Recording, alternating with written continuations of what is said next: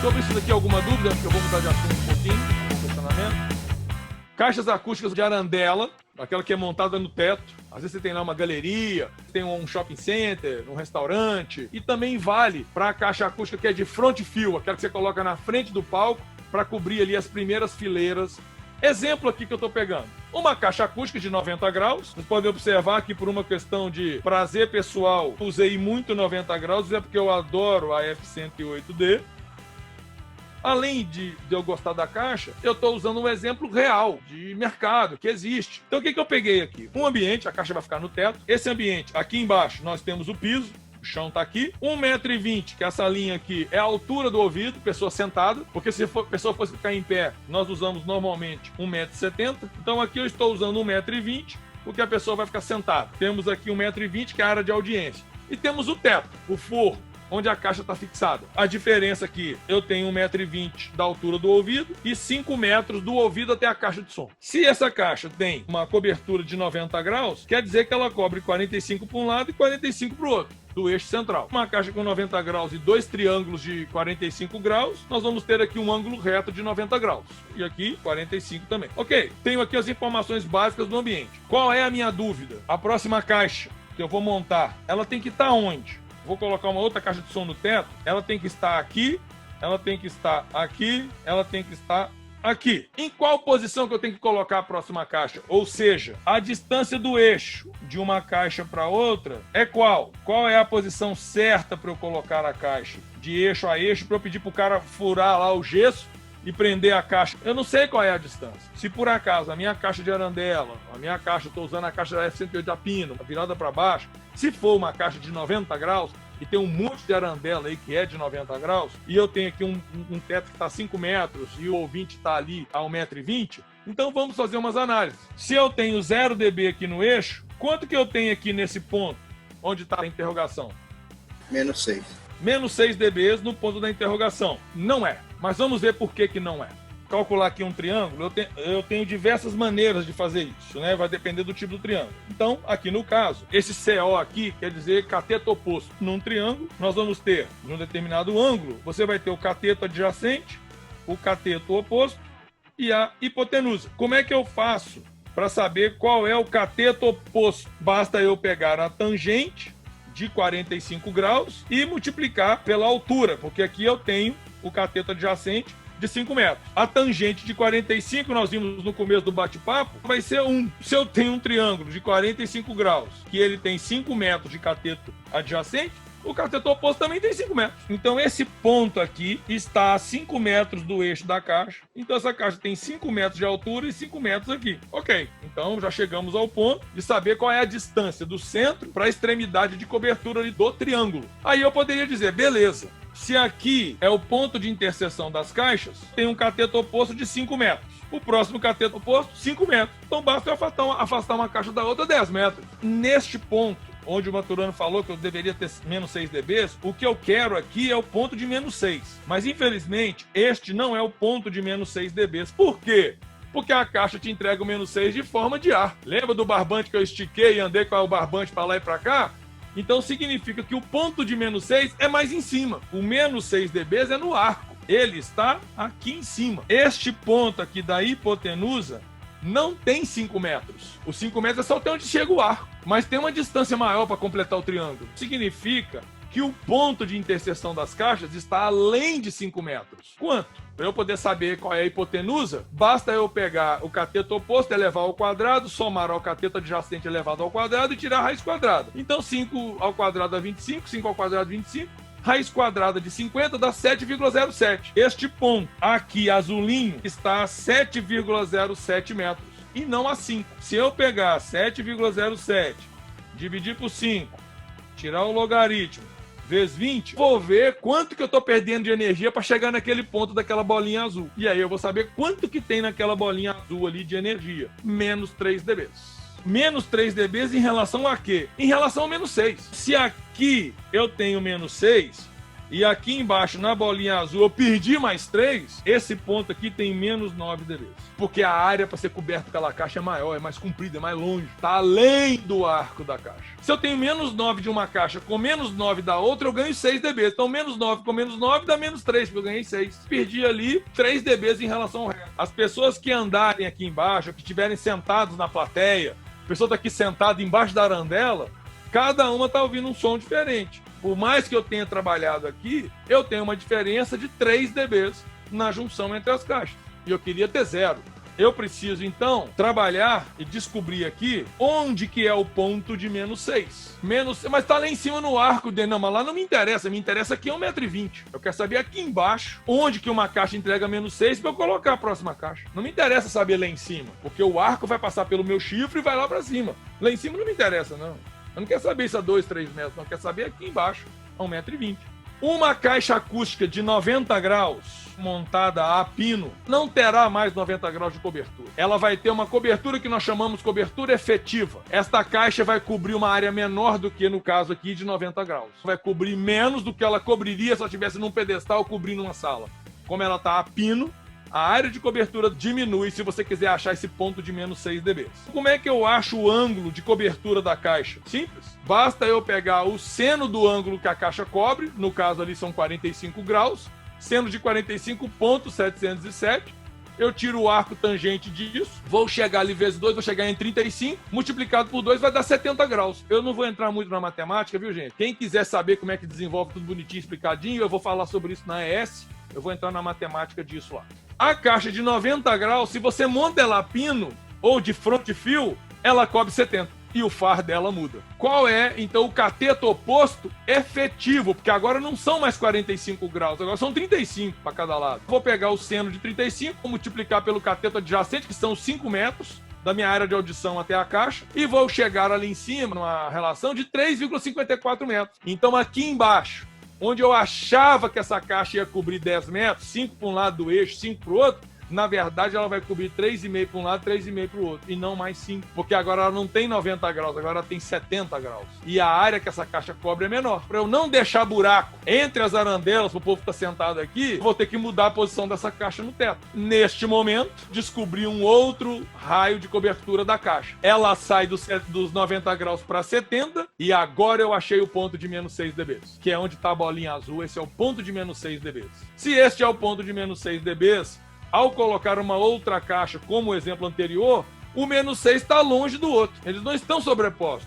Se eu colocar a 10 metros, no meio do caminho, eu vou ter um buraco de 3 dB a menos. Mas, se eu aproximar as caixas, respeitando 7 metros, que agora eu achei o ângulo efetivo, de 90 caiu para 70, descobri agora o ponto de menos 6, tenho 0 dB de ponta a ponta para todo mundo dentro do ambiente. Todo mundo que sentar aqui na galeria vai ouvir o mesmo som, com a mesma resposta em frequência, com a mesma pressão, tudo de maneira linear. Como eu disse, salas são lineares, 40 por 20, 30 e caixas acústicas são logarítmicas. O que pode facilitar a nossa vida, no nosso projeto, no dia a dia? Se eu tiver uma caixa com a resposta de fase linear, vou poder misturar caixas de modelos diferentes. Se a caixa tiver uma resposta de frequência linear, melhor ainda, eu vou poder misturar caixas. Sistemas ativos e processados, que a caixa já vem corrigida para mim, facilita meu trabalho de projeto. Se a caixa tiver uma facilidade na manutenção, como é o caso aqui da linha Vertical e VersaRed, você tira 4 parafusos, está com um módulo na sua mão, tira um soquete, com 2 kg você tira o módulo. Não precisa desmontar um line array para trocar um amplificador. Você vai lá, tira 4 parafusos, uma escadinha, pesa 1,5 kg, você tira um soquete, põe o outro parafuso, manda para assistência técnica pelos correios. Então facilita demais a assistência técnica. E a segurança, com toda a chapa de aço interna e tudo, para poder fazer o esquema de içamento. Facilidades para o meu projeto. Se eu conheço o ângulo de cobertura da caixa, uma resposta em frequência linear garante que essa caixa tem um som no eixo e fora do eixo ela tem o mesmo som, apenas menos 6 dB. E não uma resposta de frequência toda truncada no limite. É difícil fazer uma caixa que tenha uma resposta no eixo, a mesma fora do eixo, apenas 6 dB mais baixo. Mas eu preciso de uma caixa assim para eu fazer um projeto decente, para eu atender o meu cliente, para minha predição, quando eu for para campo para fazer a medição, ela bater certinho. Não basta eu ter aqui a teoria, se quando eu for para a prática eu não tiver uma caixa que tenha essa resposta. Essas pequenas apresentações começam a mostrar para a gente o porquê que a engenharia da ATAC é tão focada nesses parâmetros. Porque eles fazem toda a diferença no nosso projeto, na nossa instalação. Aqui, uma animaçãozinha rápida. VSL 206, a caixa compacta e poderosa da ATAC. Ideal para montagem de sistemas Line Array em pequenas áreas com excelente cobertura sonora. É produzida com materiais de alto padrão, garantindo eficiência, qualidade e durabilidade, que se estendem a toda a linha VersaRed. O modelo possui 2 alto-falantes de 6 polegadas, projetados e otimizados com alta tecnologia de materiais, obtendo maior linearidade, menor distorção e excepcional desempenho. O sistema acústico é composto ainda pelo conjunto de driver, guia de ondas e corneta. O driver de 1 polegada tem diafragma em poliéster projetado para uma resposta em frequência suave, com baixíssima distorção e ótima linearidade. O conjunto do guia de ondas com a corneta é desenvolvido com os mais modernos softwares de simulação acústica, alcançando o perfeito alinhamento de fase e o alto nível do controle da dispersão. O moderno sistema de grids para içamento das caixas é fabricado com corte a laser, garantindo extrema precisão em todas as conexões. Os pinos de engate rápido são produzidos em aço inox, utilizando a tecnologia de microusinagem para criar um conjunto de elementos exclusivo de encaixe das esferas, proporcionando um funcionamento perfeito com maior durabilidade das peças de travamento. Todos os componentes são desenvolvidos com fator de segurança de 5:1 e o procedimento de montagem é simples, seguro e ágil. Retirando os 4 parafusos laterais, é possível remover todo o módulo de amplificação e processamento. Ele é composto por amplificadores classe D de alta eficiência, baixíssima distorção e alto fator de headroom. Possui também fonte de alimentação chaveada, circuito de correção de fator de potência, funcionamento linear de 100 a 240 volts AC e consumo de corrente extremamente baixo. A placa de controle digital utiliza um DSP Analog Devices da consagrada série Sigma, com alto poder de processamento. Utilizando os filtros FIR, possibilita resposta de frequência plana e resposta de fase linear para a caixa VSL 206.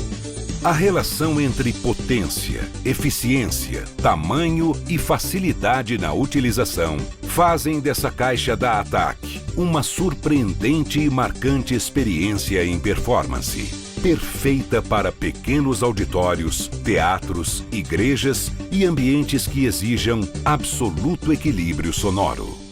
VersaRed da ATAC, a linha de caixas de som preferida de quem preza potência, sem perder fidelidade sonora.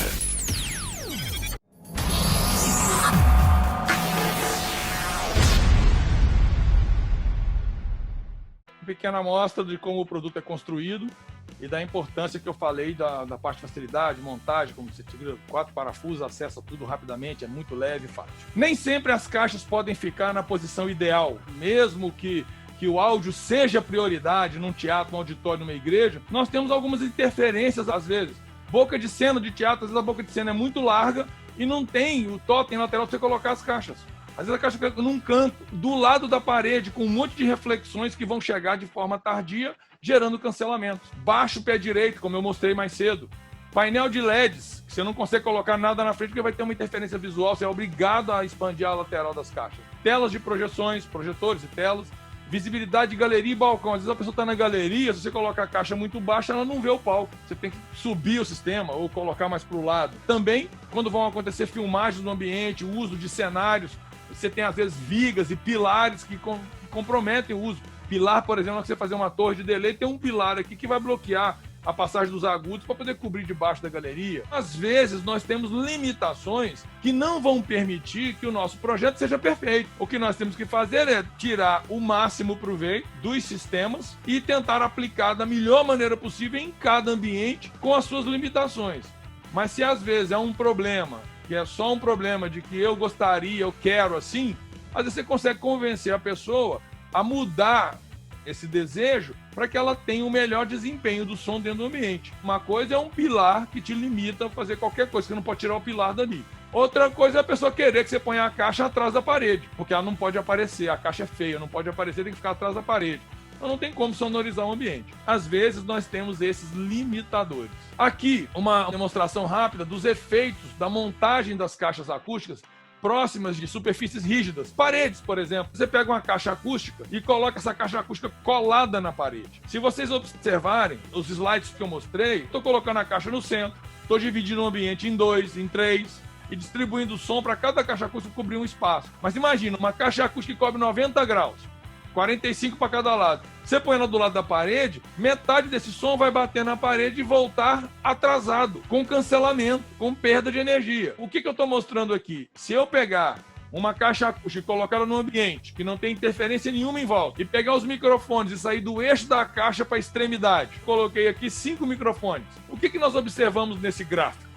Que o primeiro microfone, o azul, tá plano, o verde tá bem parecido, aí o marrom vai ficando lá, vai caindo 3 dB o vermelho, e o último lá na ponta vai cair um tantão de agudo, uma diferença que vai bater aqui de 80 para 92, 12 dB, porque nós já estamos muito fora da cobertura da caixa. Mas o que acontece se eu pegar essa caixa que está com esse gráfico aí e encostar essa caixa na parede? Ela vai gerar uma série de reflexões, e olha a resposta em frequência, só para comparar. Olha a resposta nos microfones com a caixa sem o ponto de reflexão e a caixa com o ponto de reflexão. Imagine o que é você colocar caixas acústicas na parede, qualquer suporte de parede. O quanto isso adultera o som de uma caixa acústica. Se você vai construir um ambiente, dê prioridade à acústica, ao projeto de sonorização, tire o máximo proveito do som para esse ambiente. Você às vezes tem uma caixa acústica de boa qualidade, tem uma banda de boa qualidade, tem um pastor que prega muito bem, mas o som é ruim e às vezes você acha que o problema é o técnico, é o operador. Às vezes está na instalação do sistema. Esse problema de fase não tem técnico no mundo que resolva, porque é um problema de posicionamento de caixa, não é de equalização, não é de sonoridade, não é de escolha de efeito, não é de compressor, de gate, não é nada disso. Isso é posicionamento.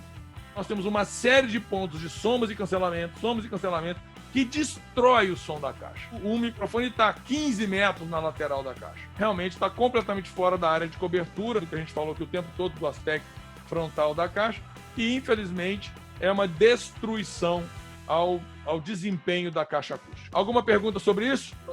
Não é uma pergunta, assim, isso acontece bastante nas igrejas aqui. A maioria das igrejas, ela tem um pé direito muito baixo. O pessoal coloca muitas as caixas, com caixas put source, e colocam muito encostado na parede. E é a questão que eles compram aqueles pedestais e colocam assim. Eu tive um colega que disse que tá 1 metro do chão, tá bom. E aí eu tô vendo que pelo que tudo está falando aí, é muito mais embaixo o negócio, é muito mais sério do que só colocar do lado e só colocar 1 metro de distância para cima. Vai entrar aqui um monte de coisa, comprimento de onda, cobertura, energia, reflexão de material na parede, tá? Isso aí é um caos. O que é o ideal? O que eu gosto de trabalhar? Eu gosto de trabalhar a partir do lote. Porque às vezes fala, Dene, a igreja está no ponto de você entrar com um projeto de acústica. Aí eu chego lá, já tem granito, mármore, vidro, gesso. Eu vou fazer o quê? Comprar uma maquita e esfarelar a igreja inteira? Não tem mais o que fazer. Eu tenho que trabalhar no lote. Eu tenho que trabalhar junto com o arquiteto, dizendo para o arquiteto que aquilo não vai funcionar antes de construir. Porque depois que construir não tem mais jeito. Ninguém vai pegar uma parede de vidro que custou 80 mil reais e quebrar aquela parede e colocar um painel acústico que custou 80 mil reais. Ninguém vai fazer isso. A não ser que seja um problema muito sério, o cara não aguenta conviver com aquele problema. Na maioria das vezes, o provisório vira definitivo por preguiça de arrumar o troço e pelo custo. Então isso aqui, a 1 metro, 50 centímetros... mas eu coloquei ela coladinha na parede. Isso, vai piorar um pouco mais. Isso acontece com subgrave, acontece com tudo. Olha a confusão que aconteceu com os microfones, cada um numa posição. Nós estamos ali com as diferenças ali de 12, 14 dBs com 3 metros de distância. Antes eu tinha uma queda de 12 dBs com 15 metros de distância. Agora a cada 3 metros está um caos. Uma pena.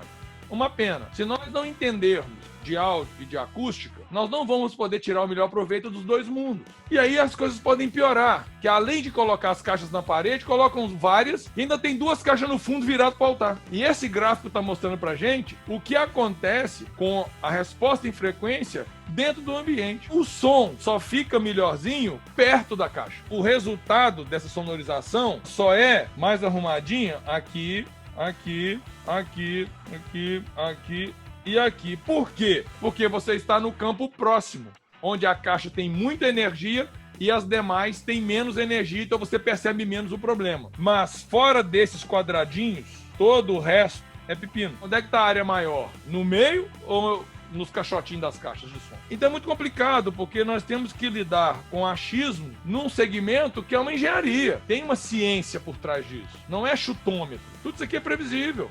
Nós sabemos o que vai acontecer. Aqui tá cheio disso, assim. Aqui tá cheio disso.